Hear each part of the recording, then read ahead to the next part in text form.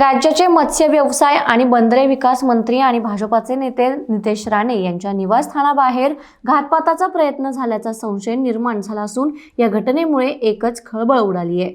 नितेश राणे यांच्या मुंबईतील सुवर्णगड बंगल्याबाहेर एक बेवारस बॅग आढळून आल्याने सुरक्षा यंत्रणा सतर्क झाली आहे। घटनेची माहिती मिळताच पोलिसांनी तातडीने परिसरात बंदोबस्त वाढवला असून संशयास्पद बॅगची पोलिसांकडून तपासणी केली जाते। सध्या बॅगेत नेमकं काय आहे याबाबत अधिकृत माहिती देण्यात आलेली नसली तरी कोणताही धोका टाळण्यासाठी सर्व खबरदारी घेतली जाते। ही बॅग नेमकी कुणाची आहे, ती तिथे कशा उद्देशाने ठेवण्यात आली याचा तपास पोलिसांकडून सुरू असून सीसीटीव्ही फुटेजच्या आधारे संशयितांचा शोध घेण्याचे प्रयत्न सुरू आहेत। तपासानंतरच ही निष्काळजीपणा की घातपाताचा प्रयत्न हे स्पष्ट होणार आहे।